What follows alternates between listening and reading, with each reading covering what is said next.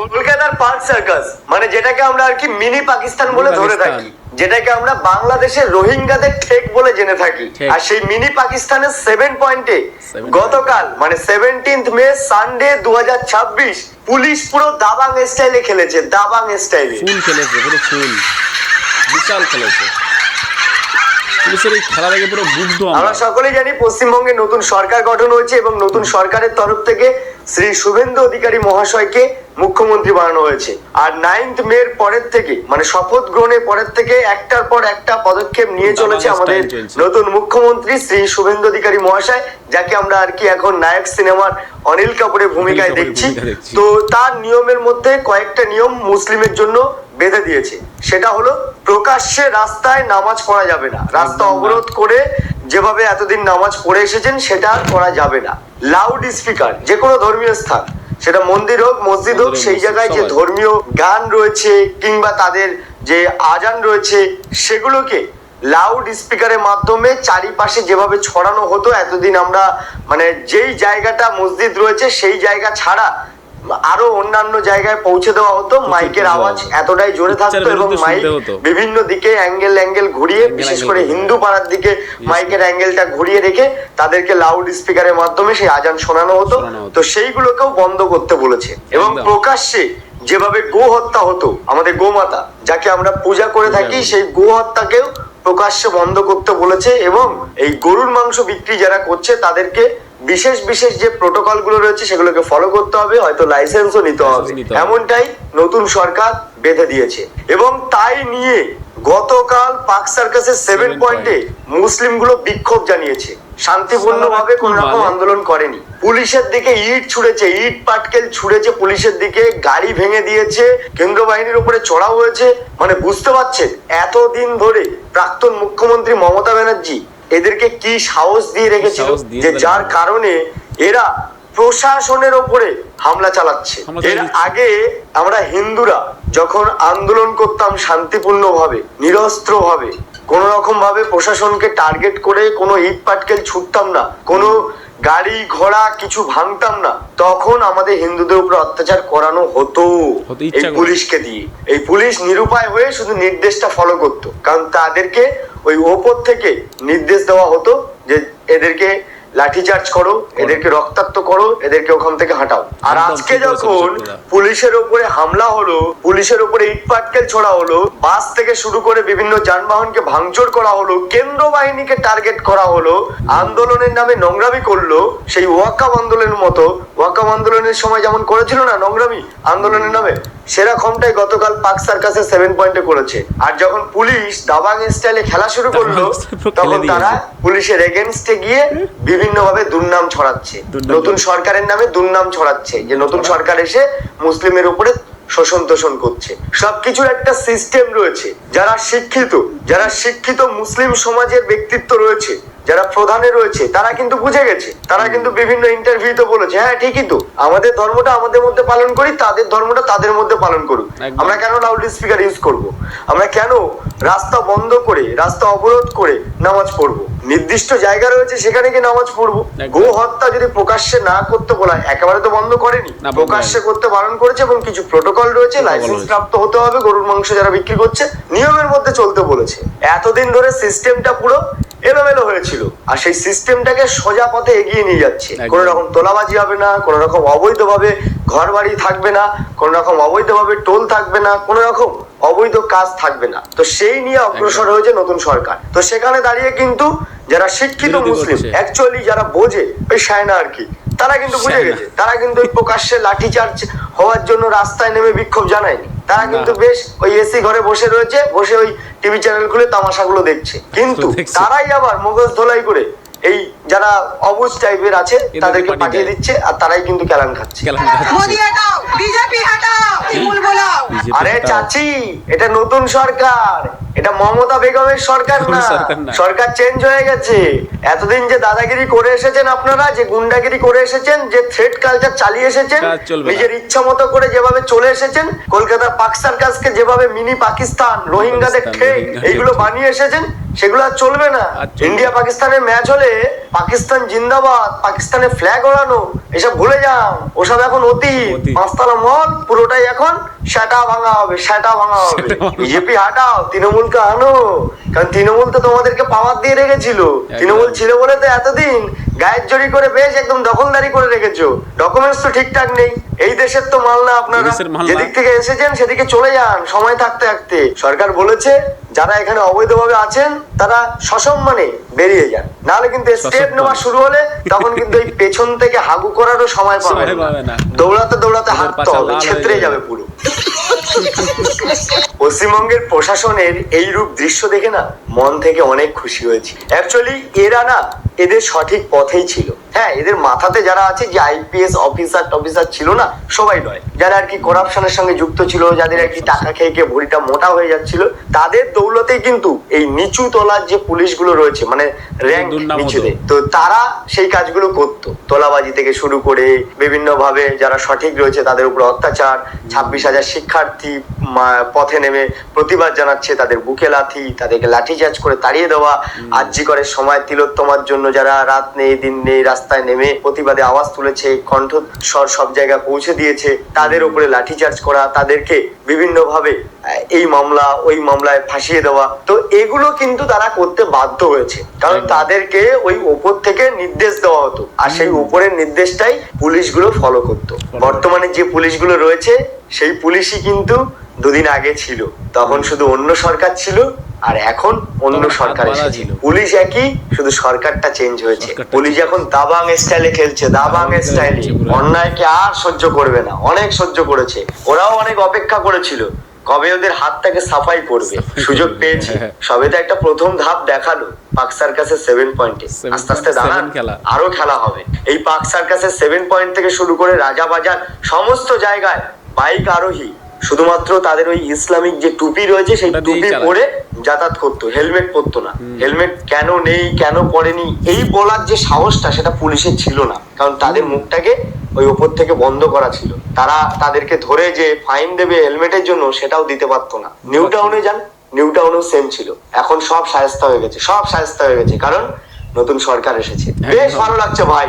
এই দেশে থাকতে গেলে এই দেশের মতো চলতে হবে, এই দেশকে ভালোবাসতে হবে, রাষ্ট্রবাদী হতে হবে। রাষ্ট্রবিরোধী হয়ে আপনি রোহিঙ্গা ঠেক তৈরি করবেন, পাকিস্তানের জন্য কান্নাকাটি করবেন, কোথায় কোন ইরানের খামিনি তাদের জন্য আন্দোলন করবেন, এসব এখানে চলবে না। এবার থেকে শুধু সেটা ভাঙা হবে, অন্যায় দেখলেই সেটা ভাঙা হবে। অবৈধভাবে বিল্ডিং তুলে ফেলবে, আর সেই বিল্ডিং এ আপনারা বসবাস করবে, আর সেই বিল্ডিং যখন বুলডোজার দিয়ে ভাঙা হবে তখন কি আপনারা কান্নাকাটি করবেন? এই সরকার আমাদেরকে উচ্ছেদ করে দিচ্ছে, এই সরকার মুসলিমের উপরে শোষণ তোষণ চালাচ্ছে। হ্যাঁ, ছাবলামি করার জায়গা পাও না, নোংরামি করার জায়গা পাও না, সেটা ভাঙা হবে, শুধু সেটা ভাঙা হবে। পুলিশ তার দাবাং স্টাইলে কিন্তু খেলা শুরু করে দিয়েছে, আর কোনো নোংরামি সহ্য করবে না, তুমি যেই হুনু হও না কেন। সরকার বলে দিয়েছে শাসকের আইন নয়, এবার আইনের শাসন চলবে। এই যে উদ্বাস্তু অশিক্ষিত রোহিঙ্গা পাকিস্তানের দালালরা, ভালো করে মাথায় একটা কথা ঢুকিয়ে রাখুন, এই পুলিশ কিন্তু আর মমতা ব্যানার্জি দালালি করছে না। এই পুলিশ কিন্তু আর চটি চাটা নয়, এই পুলিশ কিন্তু আর ওই মুসলিমদের ভয় পেয়ে কোন ঠেসা হয়ে থাকবে সেই পুলিশ নয়। এই পুলিশ কিন্তু সঠিক আইনের পুলিশ হয়ে গেছে, বিজেপির পুলিশ নয়। কোন ওই নেতা মন্ত্রী শুনে এই কাজ করবে ওই কাজ করবে সেই পুলিশ কিন্তু নয়। এই পুলিশ এখন আইনের পুলিশ হয়েছে, এখন আইনের শাসন চালাবে। বুঝে শুনে কাজ করবেন, না হলে ঠ্যাঙানি খাবেন।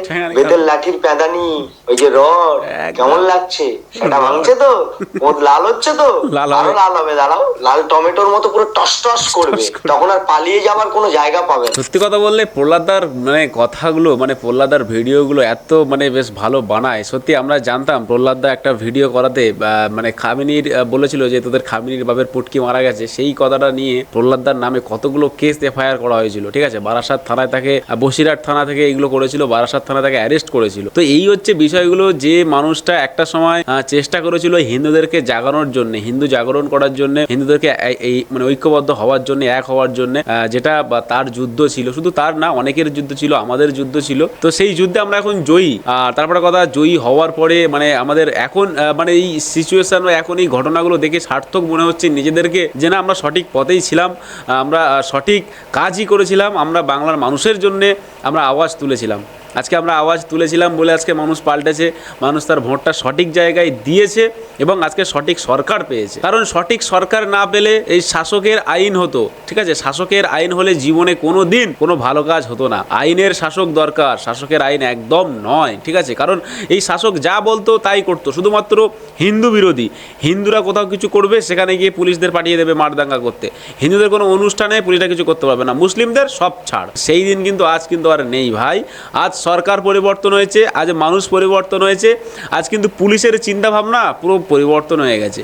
সেই পুলিশ ছিল, আজ যে পুলিশ আছে সেই পুলিশ ছিল, কিন্তু সেই পুলিশের তোমার হাত বাঁধা ছিল। সেই পুলিশ চাইলে কিছু করতে পারতো না, তার সামনে হয়তো কোনো একটা টুপিওয়ালা ছেলে অসভ্যতামি করছে কোনোটা মেয়ের সাথে, সে কিন্তু কিছু করতে পারতো না। সে দেখতো চুপচাপ দাঁড়িয়ে দাঁড়িয়ে কিছু, কারণ জানে তাকে ধরে নিয়ে গেলে তার উপরে কোনোটা মাথা আছে, সে ফোন করবে, ছেড়ে দেবে। কিন্তু এখন একবার এরকম করে দেখো না, লাভ জিহাদি বা কোনো এক হিন্দুর মেয়ের হাত ধরে দেখো না কত ক্ষমতা আছে, পুরো দিয়ে না পেছন লাল করে দেবে, পুরো একদম টমেটোর থেকে কি লঙ্কা যেমন লাল হয়, মানে আপনারা দেখেছেন তো লঙ্কা শুকিয়ে গেলে যেমন লাল হয়, দিয়ে পোঁদের পাছা পুরো সেরকম লাল করে দেবে। খুব মস্তানি, হ্যাঁ সালারা, খুব মস্তানি করেছো তোমরা। টিএমসি সরকার চাই, হ্যাঁ এক জিহাদি মহিলা বলছে বিজেপি সরকার নেই চাইয়ে, টিএমসি সরকার আনো। বাহ বাহ বাহ বাহ বাহ, মানে না হাততালি দিতে হয় যে টিএমসি সরকার আনো। টিএমসি সরকার তোমাদের যা করতে দিচ্ছে তোমরা তাই করেছো, ঠিক আছে। বিজেপি সরকার যেই করতে দিচ্ছে না, বিজেপি সরকার চাই না।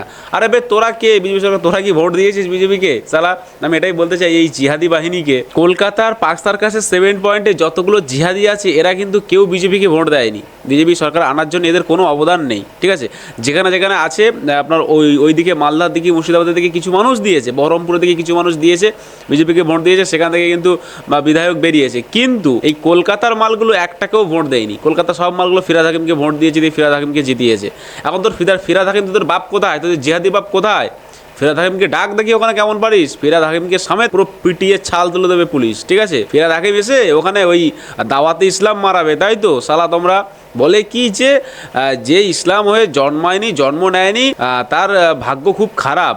আরে শালা, এখন তোরা বলবি এই পশ্চিমবঙ্গে যে যারা ইসলাম হয়ে জন্ম নিয়েছে তাদের ভাগ্য খুব খারাপ, যারা হিন্দু হয়ে জন্ম নিয়েছে তাদের ভাগ্যটাই ভালো এবং তাদের ভাগ্যটাই শ্রেষ্ঠ, আর হিন্দু ধর্মটাই হচ্ছে সব থেকে শ্রেষ্ঠ ধর্ম, ঠিক আছে। তোরা শালা জিহাদিব না, দাওয়াতে ইসলাম মারাচ্ছ। শালা কি বলি, ভারতবর্ষটাকে পুরো, পশ্চিমবঙ্গটাকে পুরো শেষ করার ধান্দা এদের। ভাই আমরা জানি যে হ্যাঁ, যদি কোনো মানে নিয়ম শৃঙ্খলা ভঙ্গ হয় বা যদি কোনো মিছিল করার থাকে, যদি মিছিল করার থাকে তাহলে সেটা শান্তিপূর্ণভাবে মিছিল করতে হবে। সেই মিছিলে কেন ইটবাজি পাথরবাজি হবে? সেই মিছিলে কেন পুলিশকে ধরে মারধর করা হবে? সেই মিছিলের মুসলিম মহিলাগুলো কেন হিন্দু মহিলাদের গায়ে হাত দেবে বা হিন্দুদের উপরে বা পুলিশের উপর অত্যাচার করবে বা তাদের উপর আক্রমণ করবে? কেন করবে ভাই? তোদের যদি দরকার থাকে তোরা 1 ঘন্টা আধা ঘন্টা তোরা মিছিল কর, তোরা তোদের কথা বল, সবাই বাড়ি চলে যায়। তা না, মানে পুরো রাস্তা বন্ধ করে দিয়ে 7 পয়েন্টের রাস্তা বন্ধ করে। 7 পয়েন্ট মানে বুঝতে পারছো, কলকাতার 7টা পয়েন্ট, মানে 7 দিকের রাস্তা, ওখানে উপর দিয়ে মা ফ্লাইওভার গেছে, এদিক দিয়ে পার্ক স্ট্রিটের রাস্তা এসছে, মানে সব পার্ক স্ট্রিট, তপসিয়া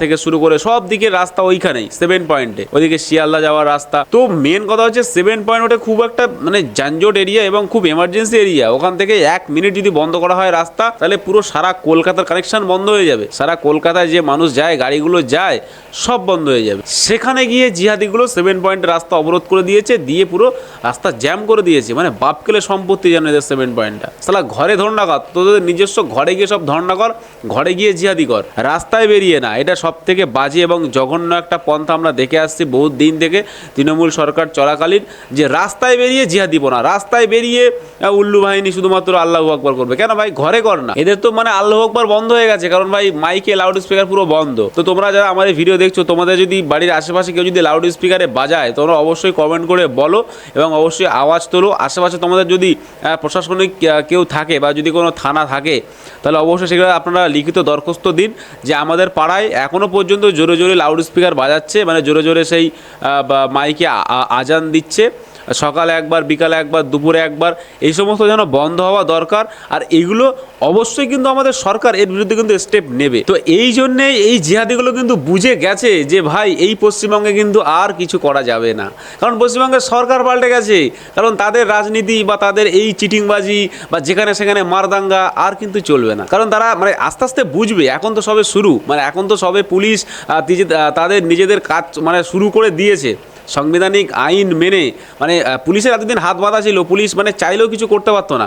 আমরা দেখেছি রাজাবাজারে এবং 7 পয়েন্টে প্রচুর মানুষ মাথায় টুপি দিয়ে চলে যায়, মানে বাইকের লাইসেন্স লাগে না, বাইকের হেলমেট লাগে না, শুধু একটা মাথায় টুপি পরলেই চলে যায়। কিন্তু এখন সেই দিন আর নেই ভাই। এখন এবার থেকে যে মাথায় টুপি পরে ছুটবে বাইক নিয়ে তাকেই ধরবে, আগে তাকে ধরবে, তার পেছন পুরো লাল করে ছেড়ে দেবে যে এই পশ্চিমবঙ্গ আর সেই পশ্চিমবঙ্গ নেই। এই পশ্চিমবঙ্গ এবারে চলবে পুরো আইন যেটা আছে, সংবিধান যেটা আছে সেভাবেই চলবে। আর এটা দরকার, কারণ ভাই শাসকের আইন একদমই ঠিক না। শাসক যেটা মনে করবে সেটাই কি চালাবে, কারণ সংবিধান বলে একটা জিনিস আছে, আইন বলে একটা জিনিস আছে, সেগুলোকে তো মানা দরকার। কোনো একটা জাতিকে শুধুমাত্র ভোট নেওয়ার জন্য তারা যা কিছু করবে সেটা মেনে নেবে, এটা তো একদম উচিত নয়। তো যাই হোক ভাই, এরকম ভিডিও প্রচুর আপনারা দেখতে পাবেন বা এমন ভিডিও প্রচুর চলছে যেখানে কিন্তু আমাদের পশ্চিমবঙ্গের জিহাদি বাহিনী কিন্তু একদম ভয়ে থরথর করে কাঁপছে, কারণ তারা বুঝতে পারছে গরু কাটতে পারবো না প্রকাশ্যে আমরা এই সমস্ত কিছু করতে পারবো না। তো সেজন্য তারা থরথর করে কাঁপছে এবং তাদের কাঁপা দরকার এবং এই ভয়টা পাওয়া দরকার সরকারের প্রতি, কারণ সরকার কোনো ধর্ম দেখবে না, সরকার কোনো রকমের জাতপাত দেখবে না, সরকার দেখবে সংবিধান, সরকার দেখবে যে কি করে মানুষ ভালো থাকতে পারবে, কি করে জনসাধারণ ভালো থাকতে পারবে। তো যাই হোক ভাই, আজকে ভিডিও এই পর্যন্ত। ভিডিওটি ভালো লাগলে অবশ্যই লাইক করবেন, চ্যানেলটি সাবস্ক্রাইব করুন। দেখাবো একটা পরবর্তী ভিডিওতে। তখন সবাই নিজেদের খেয়াল রাখবেন, বাংলা থাকলে বাংলাকে ভালোবাসবেন, আর অবশ্যই মন থেকে বলে যাবেন ভারত মাতা কি জয়।